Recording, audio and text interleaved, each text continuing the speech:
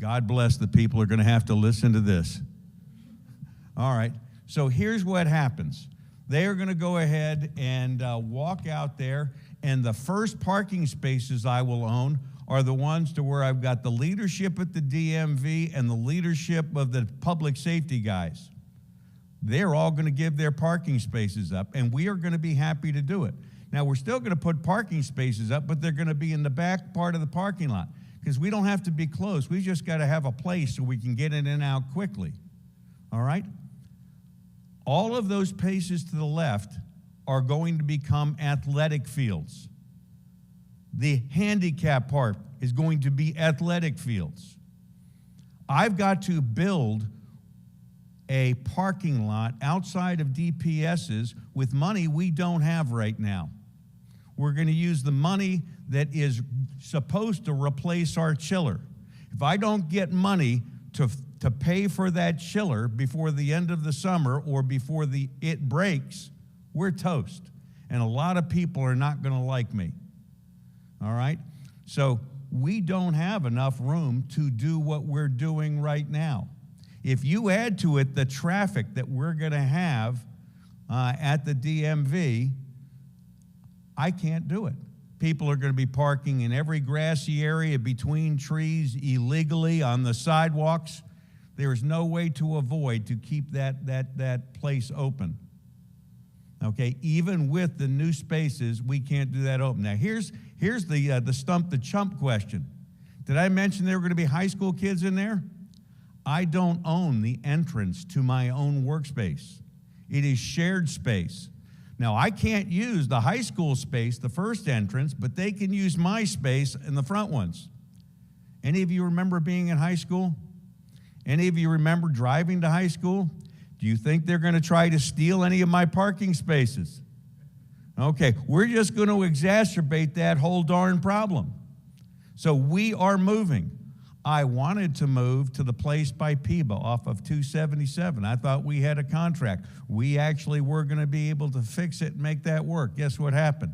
They sold the property, and they don't want us. We have been objected before we got there. We're done.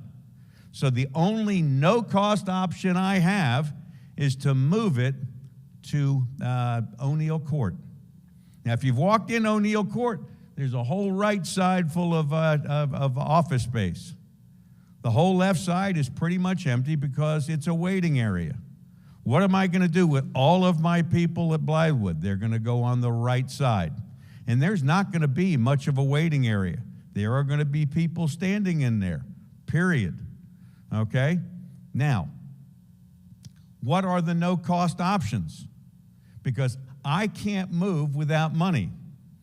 Some of you, I listened to the news, got WIS here. I listened to you and told me what I could do without money. You know what we used to say in the military about stuff like that? Great ideas without resources or vision without resources is nothing more than another form of hallucination. I got no money. All right? Now, I've got a great idea because I've got to find a way to go ahead and make this work. You want me here? I've got the perfect no-cost solution. Give me this room right here at no cost. Because you want skin in the game? By God, we're going to have skin in the game. This room, I'll go take it back to my board of directors tomorrow and see what I can do about moving from Blythewood here. Because when I move, we're going to do it just like Wayne Gretzky did. We're not going to go ahead and skate to the puck because losers skate to the puck. You got to skate to where the puck is going to be. And that means what do we look like 20 years from now or it ain't worth moving. I don't move from one location to another just to move. I don't move just to create a satellite position. Now, one of your going in positions was, let's take their disaster recovery vehicle. Amen, hallelujah, let's go ahead and do it. But the legislature turned down my request to resource it. I've got no people and I've got no money to spend on the vehicle to keep it operating. So that ain't an option. And when a disaster comes, guess what? It's gone anyway. Okay? We didn't have a CARES vehicle before I got there. We got it just for the hurricanes, and we have used the heck out of it. We've got CARES, which is a community area response and emergency services vehicle. And then we've got SHARCs, which are self-contained area response kits. They don't do it, but for very short periods of time. Okay? So those are non-starters in terms of response. If a tornado had taken down my DMV, as happened in Moncks Corner, I deploy it at that point in time with the staff from Moncks Corner. But it is suboptimal. They can't work as fast and as hard to get the throughput I need from a standard office. It is suboptimal. So what are we talking about now? Somebody says, what about, let's go down to, what is the shopping area down there? Village at Sand Hills. Hallucination, got no money. All right, now, from a county perspective, county may say, this is a great idea, we'll pay for it, in which case I take it back to the board and we look for the business case to move it if that's the case, because it could do some things. We all know that they're having troubles out there. Does the traffic that comes into the DMV every day become traffic that saves that shopping area? Heck, I don't know. But that ain't my case to make. My case is, how do I spend effectively the most, the money the most effectively? Because right now, again, in transparency, we're not going to play poker. I'm not going to lie to you. You ain't the highest priority. I'm going to give you an example. How would you like to live? Anybody tell me what the third largest city in this state is? Third largest.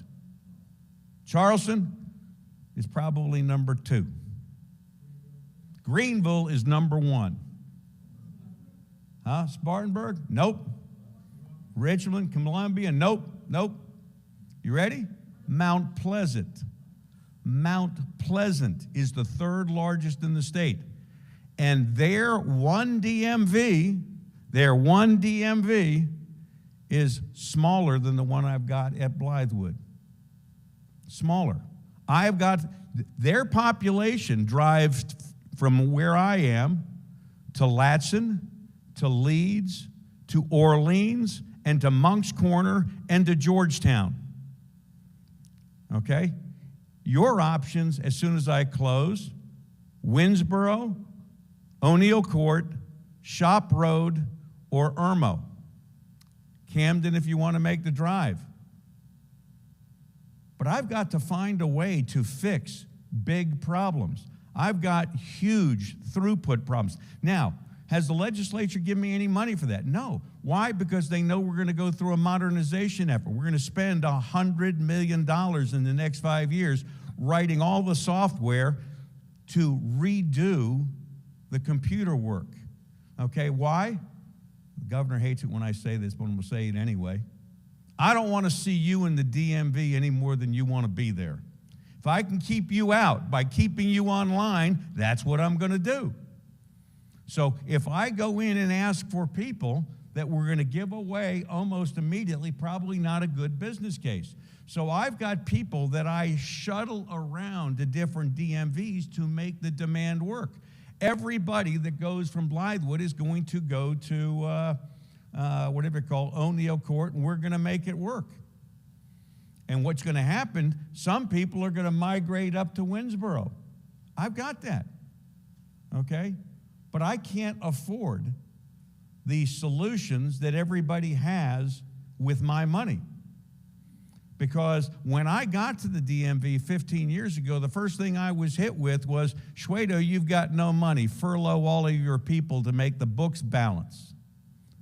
I am not shafting people because I can't manage my money. Okay? Nobody's going to lose a job either in the movement or in the transformation when we modernize. All I'm going to do is work on getting the times down to service people by pushing more people at the problem with technology. So if you look at a solution right now that comes back and says, Shwedo, but you can go ahead and spend money. I've got to spend money I don't have right now to move the DMV from where it is to another location. I could move it into this beautiful space you've got here. But you don't want to hear that because you rent it out and you make some damn good money on it. I've got that. So it's somewhat sarcastic when I take it up. But when I look at, population of Blythewood, if this is accurate, 6,267. And climbing. It's going to climb. All right. The state, since I've been here, has climbed from 4 million to 5.3 million. It's greater than a 25% jump. You know how many new DMVs I've gotten in that time? 0. You know how many more people I've gotten? 0. It is through business processes that keep me alive. Okay? When I look at a population of 6,267, let's do the math on this one. Let's assume right now that, the average driver's license is good for 8 years. The idea is good for 8 years. You can actually, in Richland County, pay your taxes and get your sticker online. I ain't done it any other way since I've gotten here. We make trips to the DMV we don't need to make. So let's go ahead and do the math. Take 6,267, divide that by the 300 work days in the year, multiply that by 8, and maybe, I've got 4 visits a day. When I've got the 3rd largest population in the state without adequate support, I have taken every break room in Lexington away. I've knocked holes in the wall. I stole spaces to park from the Department of Transportation. I am the single greatest traffic impediment to Lexington right now. They hate me. And I'm trying to get them to hate me so much that they'll pay for a new facility. If I can do the same with you, I will. When I look at the coverage, right now 17 miles to Shop Road, 11 to O'Neill Court, Winsboro is 17, Ballantyne is 23. When all the other states are going to think about yourself now at Mount Pleasant, driving to Moncks Corner, driving to Latson, driving to Leeds, or driving to Georgetown, because there are the comparisons. Each of these towns has twice as many people as Blythewood and has no DMV. Port Royal, Red Hill, Tigakay, Boiling Springs, Hardyville, Powdersville, Red Bank, Beaufort, Conway, Rock Hill, Fort Mill, Spartanburg, Gaffney, Ridgeland, Anderson, and Lexington.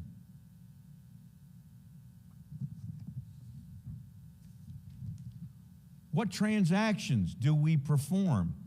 I got the whole year's worth of transactions at my headquarters. 6,389 people coming to turn a license plate. You can do it online and keep the damn plate and print out a receipt. 5,471 new registrations. Many of those are out-of-state dealers bringing their packages to Blythewood to do business in Blythewood, and I don't care if they drive another half hour. I'm going to find a way to eventually get them online so that they don't jam up my lines. Original beginner's permits, almost 5,000. Ain't much I can do about that. We want the kids to drive. As a matter of fact, the average age of a kid driving today is 18. Why is it 18? When you wanted to get your driver's license, why did you get it? To see your buddies? You know where their buddies are right now? They don't drive, okay? When they leave mom and dad's house and they've got to do things like go to class or go to school or something, things change. Renewing a registration, almost 5,000, you can do online. Okay, reissue products like driver's licenses where we got to get a picture, about 4,700. we're not asking a lot of people to drive to the DMV once, maybe twice a year. So if we're going to get emotional about this, I can get emotional too. But my job is there damn well better be a very good business case as opposed to an emotional case to force me to change. Or you better have some serious bucks or ready to let me sign the lease on this bad boy. State outlook, we're going to grow by another 1 million people in the next 10 to 15 years. And I will probably shrink during that period. They will probably be, in Richland County, I'm only required to have 1 DMV per county. I've got 4 in this county right now. O'Neill Court, Shop Road, Blythewood, and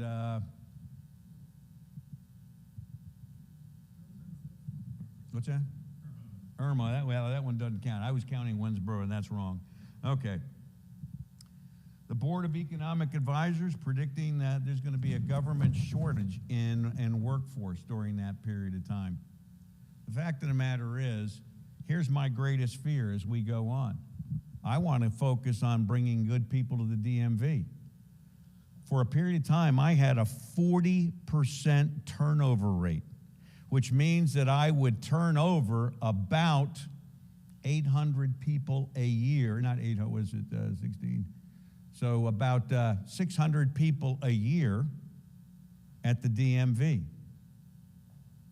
We're down to about 20%, so it's not nearly as much. But I hire people faster than any other state agency. I can get people turned over in about 2 weeks. It means I've got to have a hell of an education program. But it ain't like running your 7-Eleven.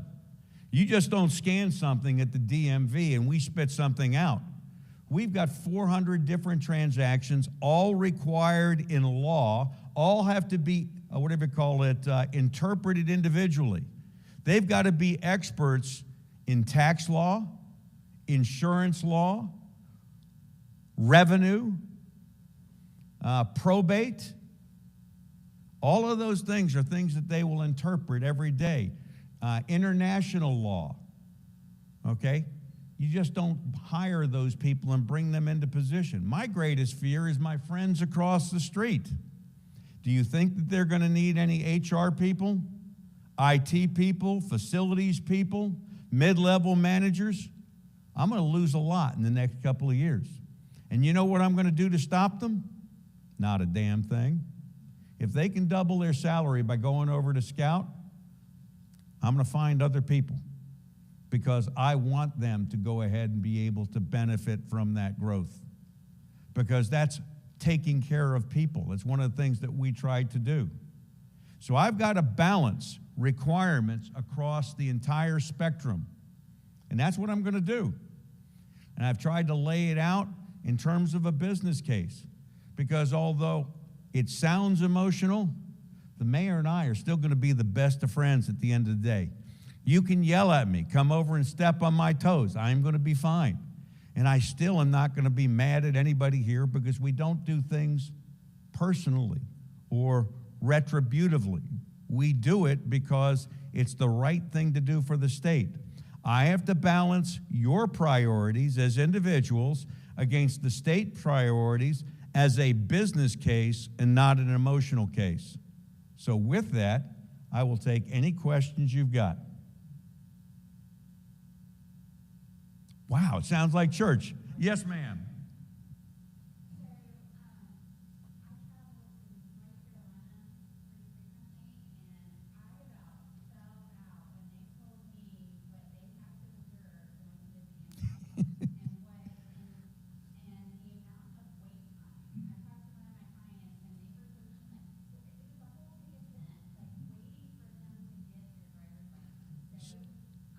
Can I pile on that one? So for what it's worth, it takes right now with Real ID 3 months to get an appointment in North Carolina. The people come in early hoping somebody is not going to show up. You might be there a couple of days waiting for a slot to open. And people before Real ID, the news, said, Shwedo, Why don't you go ahead and offer them appointments? Because it's stupid. 1/3 of the people don't show up for appointments. After 3 days, you've lost a day. When you multiply that over time, it equates to a 3-month waiting list. It's not going to be me. We ain't doing appointments. Why? Can't make a good business case for it. The promise I made to the meeting, the promise I made you, was if you bring all of your documentation to get a real ID in, even if it's at 4:59, you're going to get a real ID before you leave. We didn't fail that mission. Okay? Why? Because I know my team. I know what they're capable of doing. They are great people.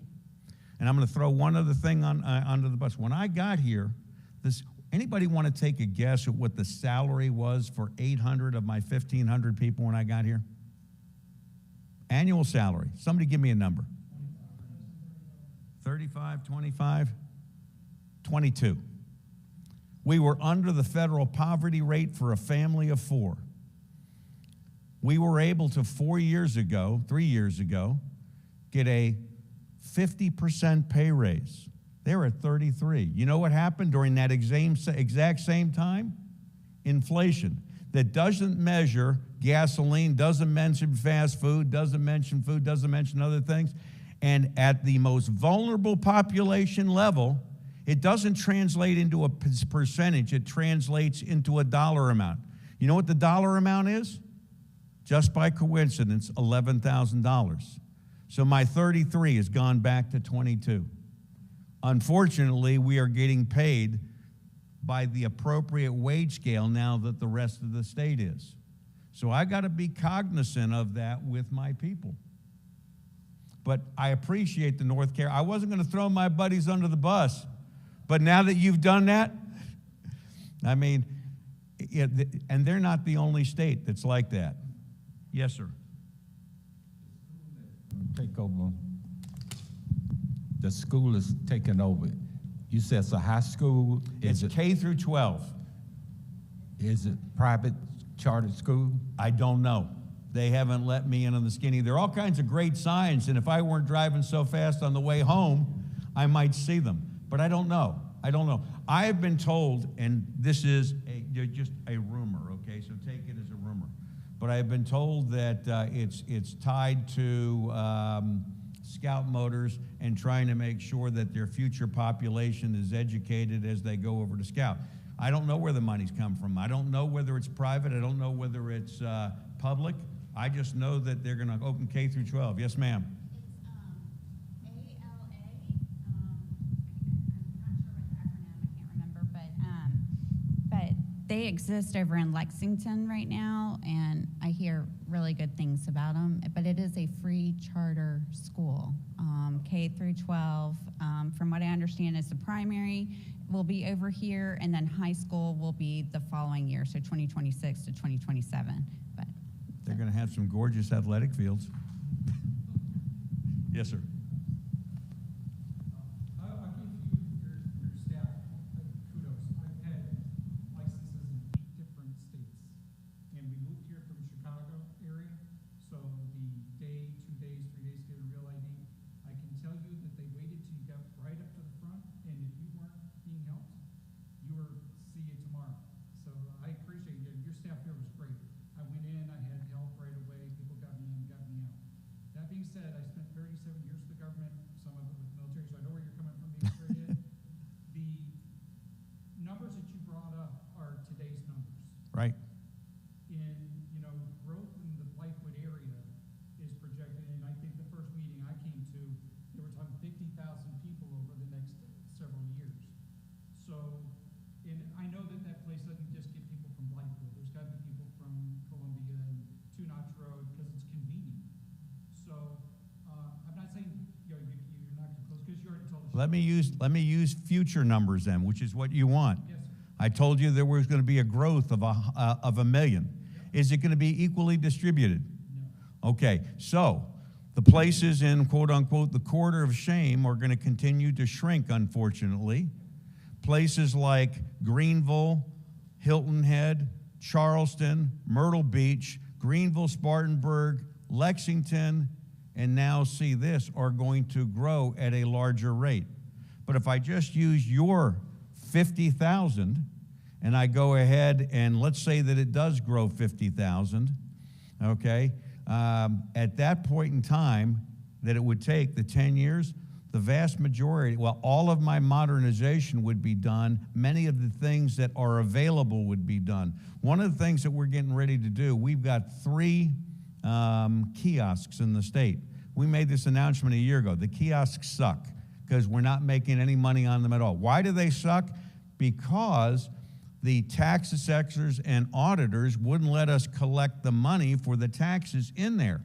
But if you allow us to take the taxes in there, we can print out your your registration and your sticker. And guess what we found out? We've made progress in the last 2 weeks. If we get the consensus for every county that we get that we'll be allowed to put it in a shopping mall, I've got a company that's going to give me the machines for free. And you'll be able to go into Kroger and Lowe's and all those other great places and use that as a satellite DMV because I don't want to see you any more than you want to see me. But the growth piece that you're talking about, we've got to figure out in the state how that's going to perpetuate itself. Where is that million going to go? And then we're going to have to determine what we can do with technology, but I can't bet the farm right now on where we think it's going to be. Yes, sir.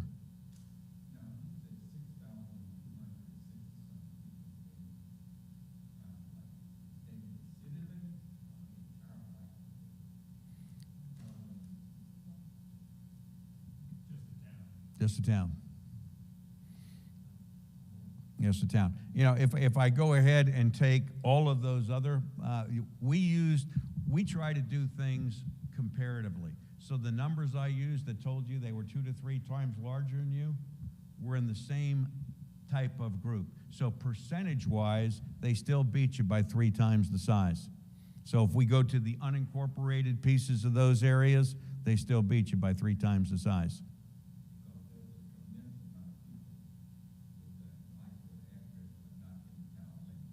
Right. And that's it in most of the urban areas. You take a look at the sprawl right now that's going on in Lexington up towards the Lake Murray area. You take a look at Hilton Head Island as it's pushed out in Beaufort and Bluffton and those areas, goes all the way to Ridgeland. If you take a look at the sprawl that's taking place in Myrtle Beach, you know, you're passing entire communities before you get into Myrtle Beach proper. And so the sprawl is what's, here's the interesting piece.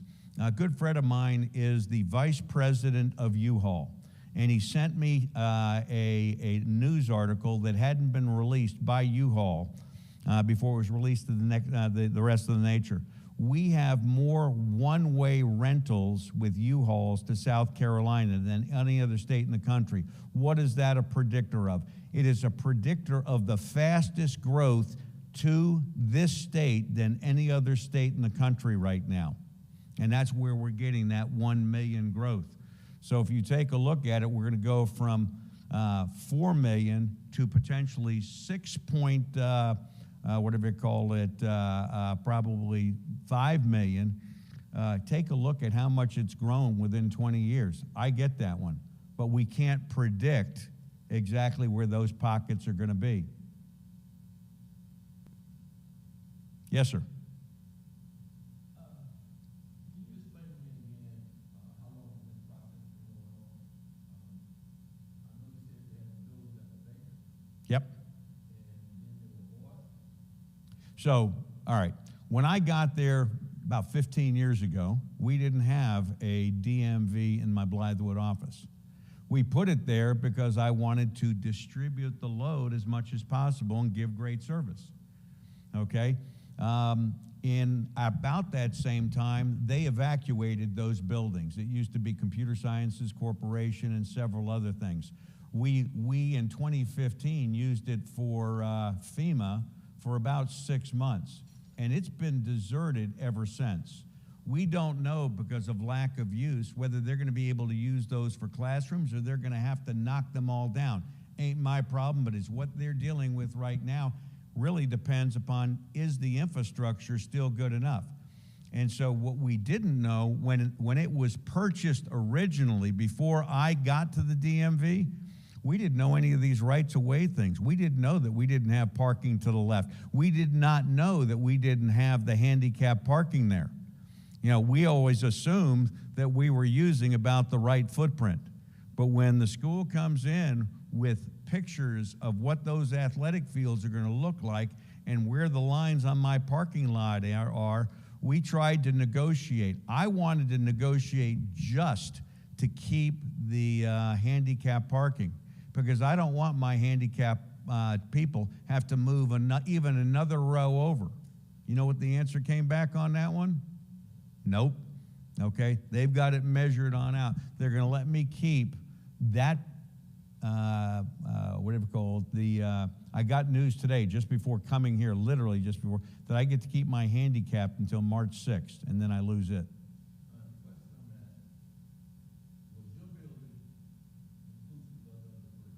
No.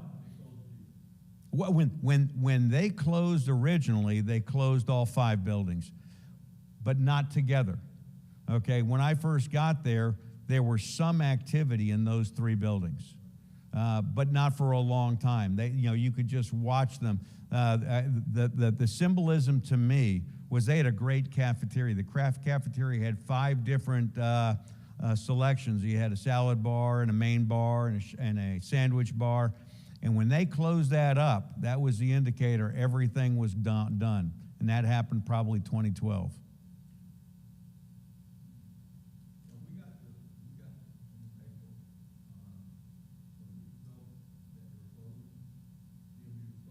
Yeah. I made the decision about probably 3 months ago. And what I did was, by law, I'm required to brief one group of people. It was the, the legislative delegation. Because, there are a whole lot of things that happen, during this period of time. I'm fighting for a budget at the legislature. I am, still going out and visiting the 16 law enforcement networks. I'm visiting all 66 DMVs in person. And so there is no way to physically get everything done that everybody wants. I don't know why, but there are about 5.3 million people that think I ought to answer their email personally, okay? Which is where I'm going with this. I can't go and brief every community every time we make a decision, and it's why the legislature passed a law that forces me to brief the delegation when we're going to close. So I've known 3 months. Yes, ma'am.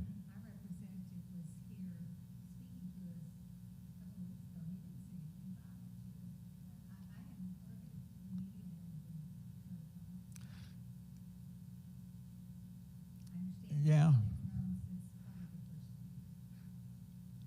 Do you remember when the meeting was, off the top of your head? I don't remember. Yeah, it was sometime after that.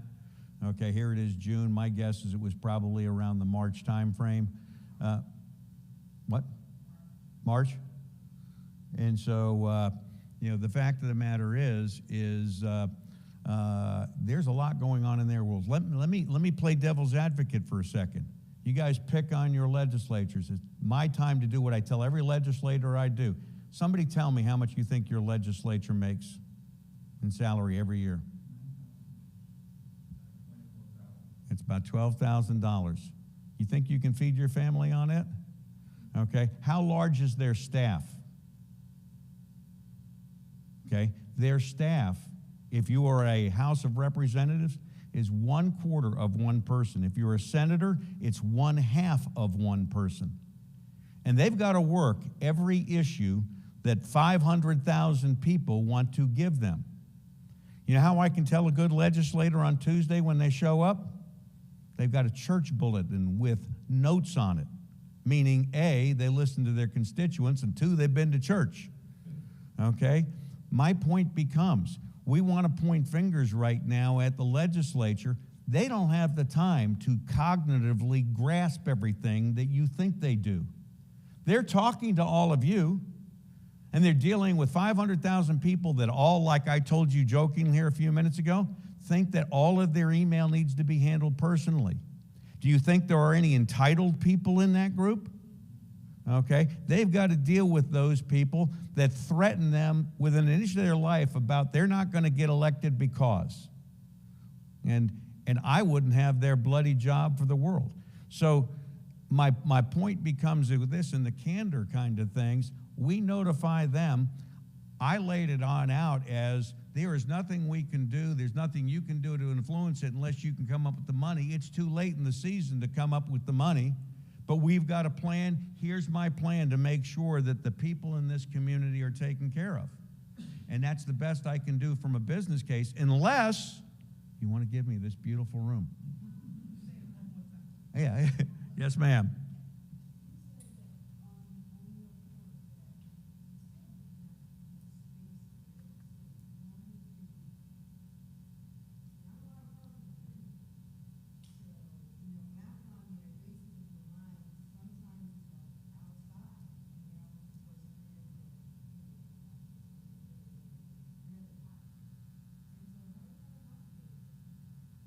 So when you double the amount of spaces, like I say, people will come in, we'll try to get everybody in. Here's the problem with the methodology. Do you know when I get pictures from people about long lines, it's usually at opening. And there are 40 people in line, for example, at Shop Road. Well, I've got 20 windows.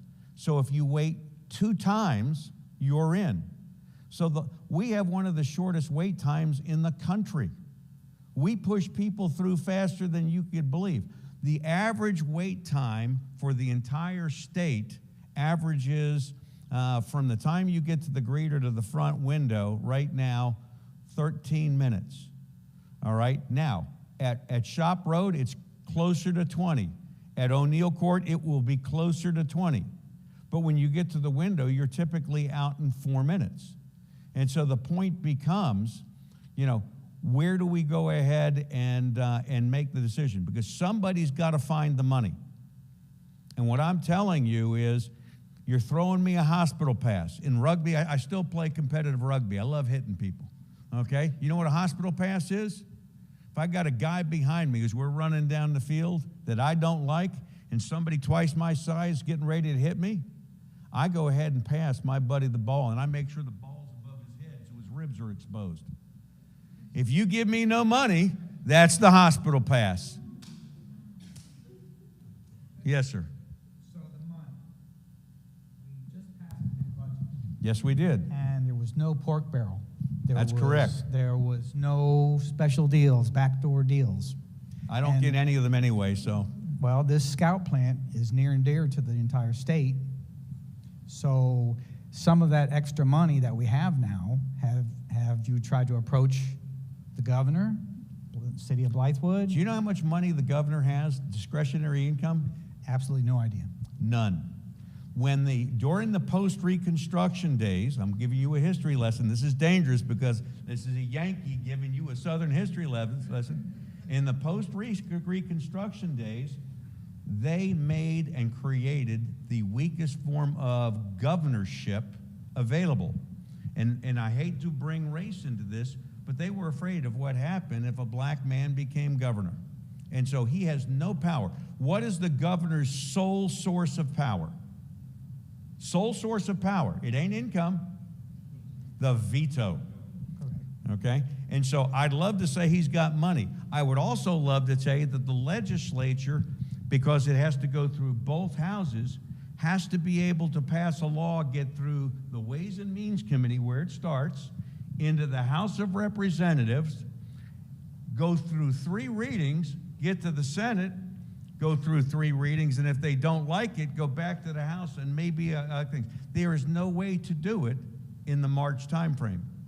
No, not in that time frame, but it is feasible to try and push for those funds, being that this is a centrally located area. I'm going to easy throw access. something out you don't want to hear. I told you I was going to be transparent with you, okay? been It great. ain't my high priority. It's never going to be my high priority. It's not going to be my high priority because when I go to the legislature, they give me 3 silver bullets, okay? And a 4-star general taught me this. Colonel, when you take your first silver bullet and you shoot it at Kevlar, you know what it means? You got 2 remaining. This is not a silver bullet. So if you want to make it a silver bullet with your legislature, I'm all in. I'll go to every one of the meetings. I will support the decision 100%, but it's not going in there as a DMV priority.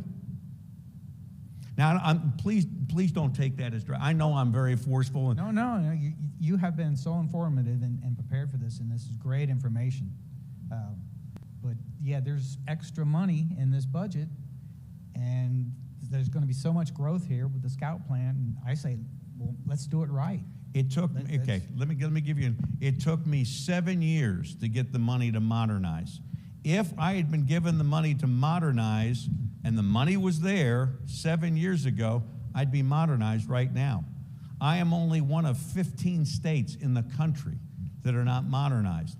My computer system is made by COBOL programming, which was developed, COBOL was, in 1959. I've been using the same computer system since 2002. I've got a system that's a quarter of a century old, and none of you will use Windows 10, let alone Windows 00. Okay? So my point becomes, when it comes to money, if I were Clemson or USC, I'd have a $100 million vet clinic, but I'm not. Okay? And so getting that money is painful. As a matter of fact, let me tell you how I got the money this year, because you're going to love this. I got it on the very last day, and it was a trick to allow me to get the money. They couldn't pass it in the budget, so they passed what's called the proviso, which is a 1-year law. And it says, hey, Schwedo, you're allowed to raise the prices of certain of your products that haven't been raised since 1980, okay? And if you can make enough money, you can modernize. So, for example, you're hearing this first. We're going to raise the price of things like driver's records. They're going from $6 to $10. And it's going to get me about $12 million recurring. I cannot compete a contract unless I get $12 million recurring. What I think is going to happen, I'm either going to piss them off so bad next year, they're going to take my money away, and you're not going to get modernized so that they can get mad at me because we are a little too direct, or God bless me, they're going to punish me, and they're going to take all that money away from me, and they're going to give me $12 million recurring so that I have to beg for it every year. And you know what? I'm good with that. Beat me with that stick. What did they say in that movie? Now, whatever you call it, thank you, sir. May I have another? Yes, sir. I have one last question. Okay, what you're saying, this is something that, like you say, you knew about it 3 months ago. Okay, what about the state senate and the House? They didn't confront the state education department about this. My concern is School District 2 is in this area also. Right. And we see the area growing, and it's growing rapidly. Mm-hmm. My concern, they didn't have, the state education department didn't have anything to. Well, if I'm to understand it, number one, it's a private school, so they don't get a chance to vote. And number two, I'm going to take the exact opposite. If I could send my kids there at no cost, which is what I heard at no cost, to a better school, would I send them? In a damn nanosecond. I moved 24 times in 32 years in the military. My kids were never in the same school 2 years in a row until my son was in his sophomore year at high school. If I could have put him in a school like that would guarantee a better education, I would do it in a nanosecond. And if the superintendent of schools told me that was foolish, I'd look for a new superintendent. What I'm saying, from my experience, charter schools ain't much better than a regular school today. I'm telling you, because I know the kids. I retired from it. I know the kids. Charter school is not what people think it is. Well, then somebody's going to lose their investment, but at least that's their problem. All right. All right. All right. Any more questions? Come on up, man. Are we still friends, brother? Oh, yeah. Oh, look what we got over here. So We're All right, gonna am give- I a dead man yet? Am I going to get my money? Good afternoon, everybody. Oh, this seems loud. Thank you, Director Schwedo, for answering questions and being so frank and direct. I'm a big proponent for your budget, but but he's correct. Actually, on the last day of session, we were doing budget provisos, and another senator brought up the fact that Director Schwedo hasn't gotten what he needs to do the computer upgrades. And so that is kind of how he got some money in a proviso, which is only for a year. But just a couple things. Thank you all. For those of you who don't know who I am, I'm some of you state senator. I share Blythewood with Senator Overture Walker, but I'm Tamika Isaac Devine, and I've started in the Senate in 2024 last year. So I will say in my year and a half being there, 2 sessions, Director Schwedo has been very upfront and honest on what his needs are. And give y'all a perfect example, I co-sponsored a bill last year that did pass last year that would allow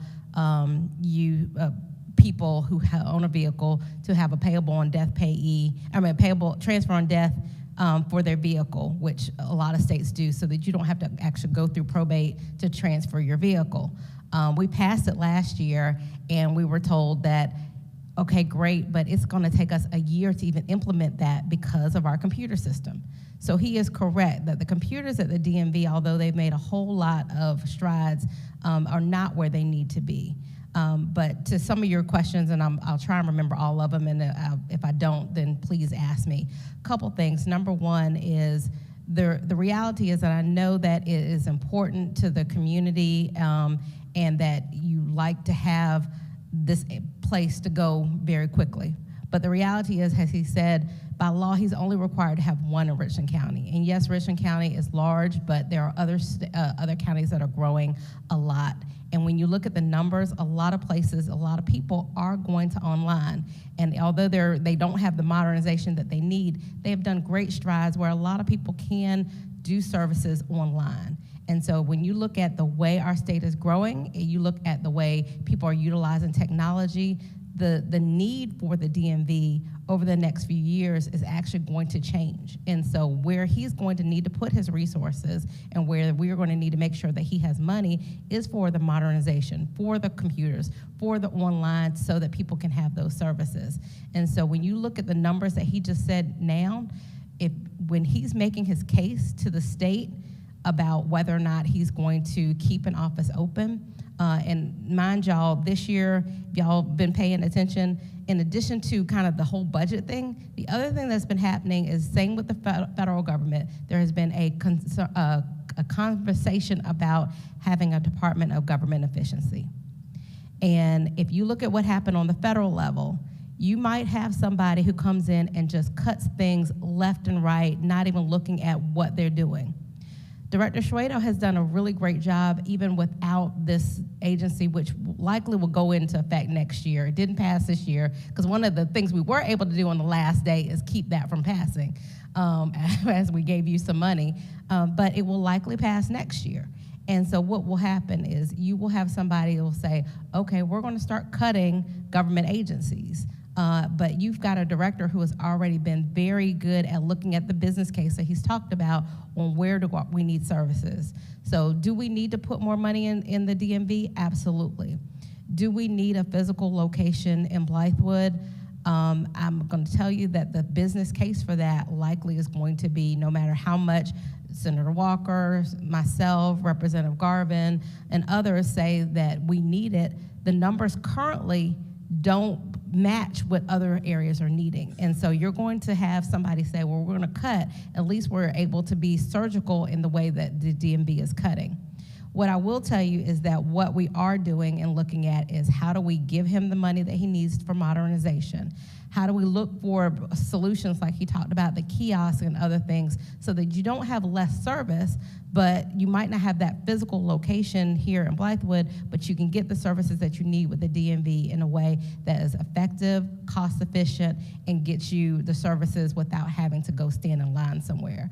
And so what I'm asking you is to help us let us know where the growing pains are, where you see issues.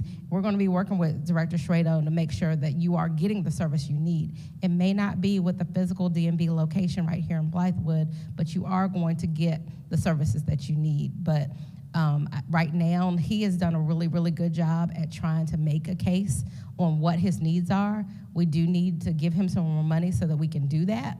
But right now, whether it's the charter school, whether it was something else that was going to buy those buildings, this was going to happen.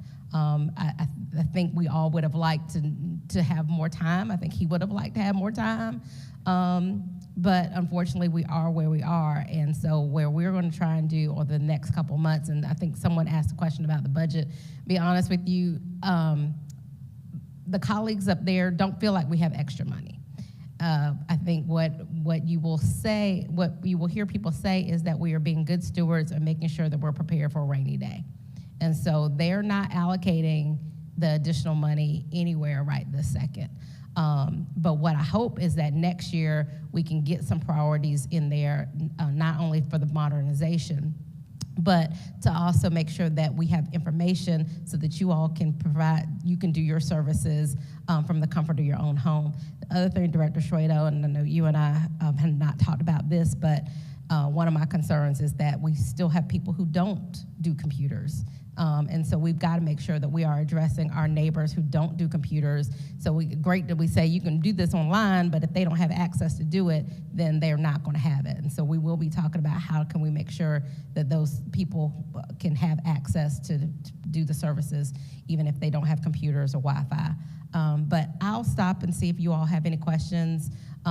This is not, of course, something that we expected to be dealing with right this second, but I will say that Director Schrader, and thank you to the mayor for having this meeting so that you can have your questions answered, because I know a lot of folks will see something on TV, read it in the paper, and not be able to actually ask the questions direct. So I'm glad that you were able to have this, but I'll answer any questions you all have, but I would just ask that you be a little patient with us as we address this. But I will say that you will see that it will be hopefully very minimal effect on you all, because we'll be able to get you to your services that you need even without going physically into this location. I think you were were you about to raise your hand? Oh, yeah. No? Okay. Any questions for me? Yes, ma'am. Yeah. Oh, Senator Tamika Isaac Devine. Nice. I actually met you, I think, here at a previous meeting. Yes, ma'am. Good to see you again. Good to see you again.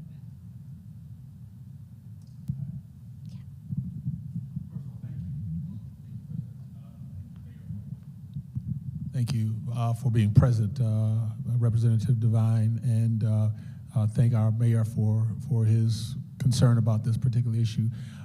This is a significant matter concerning DMV and the issues that we have. I'm a recent transplant from Baltimore, and so I know the issues that are related to trying to get stuff taken care of and having lines that will literally last all day in order to get that done. My issue is a little higher, though, and it's really at the capacity where you stand, is the representatives for the lawmakers for Columbia. Is there a concerted effort to be effective in making laws such that it positively impacts the constituency? The reason why I'm saying that is I have seen redundancy where it shouldn't be, and I've seen where there has not been enough issues, there not been enough personnel to handle the kinds of things. And I know that this is not a DMV matter, but just a quick response.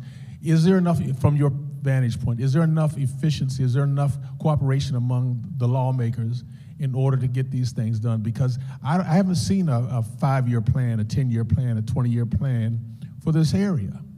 And I'm thinking the pains of the last, of what used to be, is going to be the pains of our future. We don't have clear, concise directives. We're going to end up in the same place that we're here now, that we're facing today. Thank you.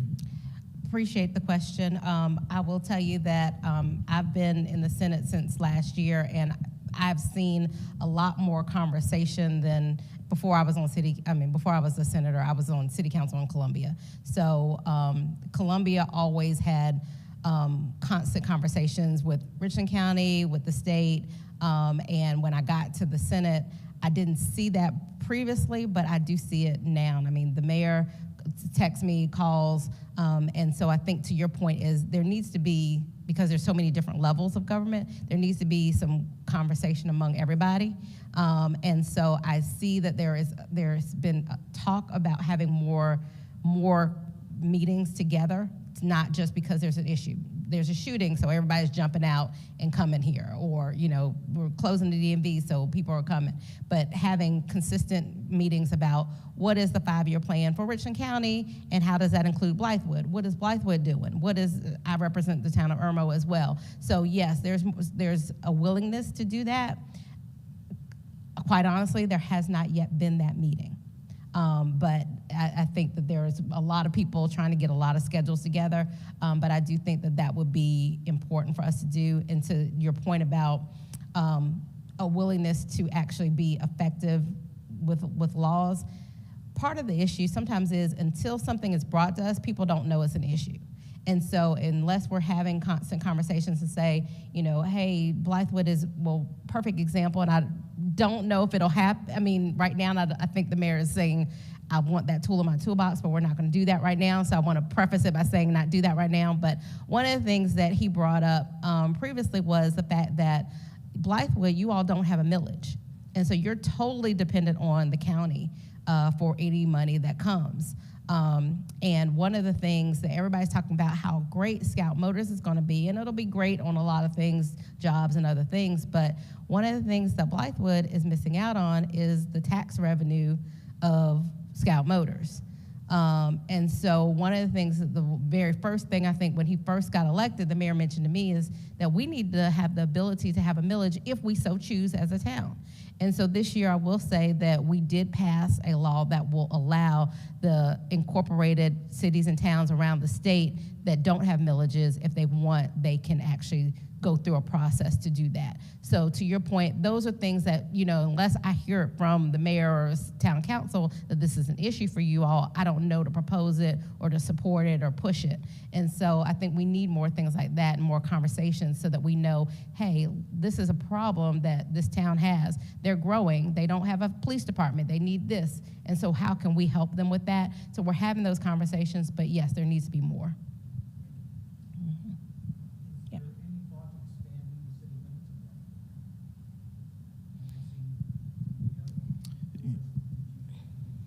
Yes, sir, there is.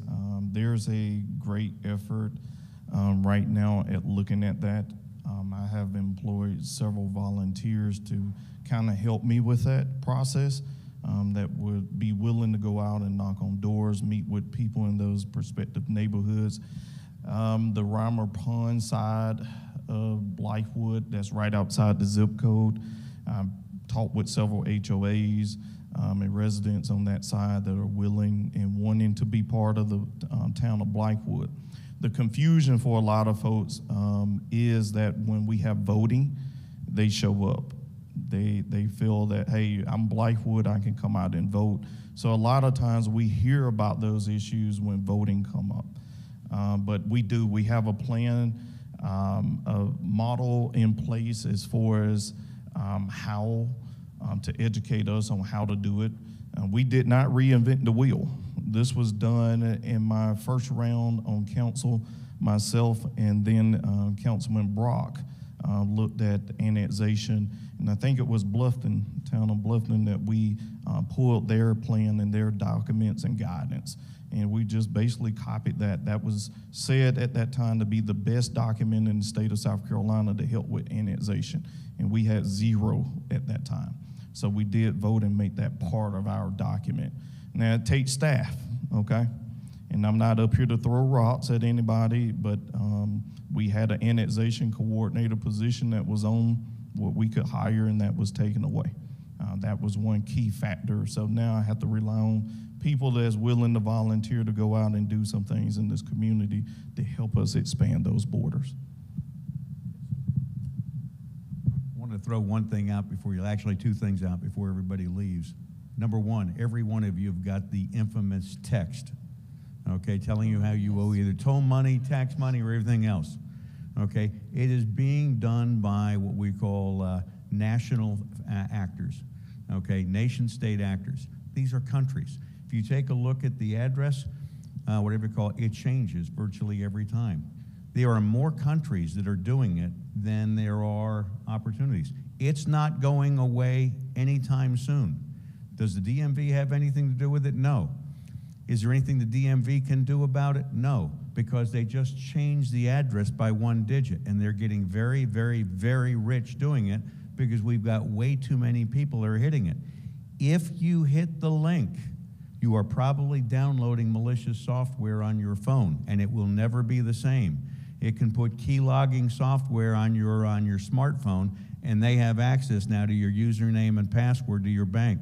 So please help me share the word that that text ain't good and it don't come from me. Second piece is somebody was just in there talking about whatever you call it, redundant efforts, okay? A business model says you're never going to go ahead and get resource for redundant efforts. It's talked to me, I get phone calls all the time about why I need more people at 3 o'clock to 5 o'clock on the last Friday of the month. They're never going to resource me for that. A better idea is to come down in the middle of the month. I'm going to tell you, if you just use a thing called scdmvonline.com and go to locations, not only will it show you the location, it will show you how many people are standing in line. It'll tell you how long you're going to stand in line. And if that's too long, go to the next DMV.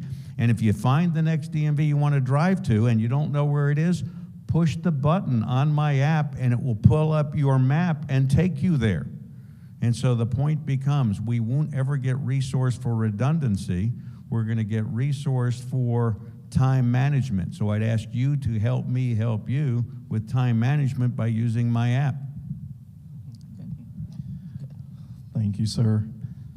Any further questions for Senator Tamika Isaac Devine and Executive Director Kevin Suedo this afternoon?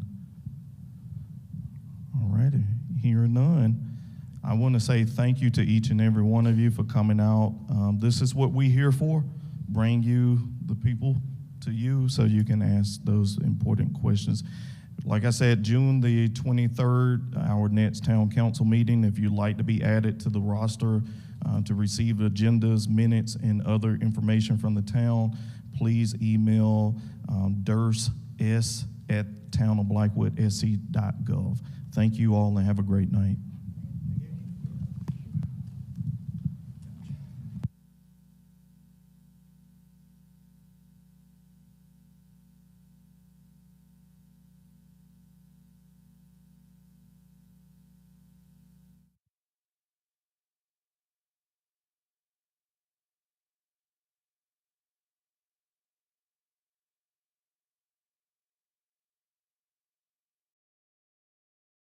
Sensodyne Clinical White gives 2 shades whiter teeth, 24/7 sensitivity protection. I recommend it.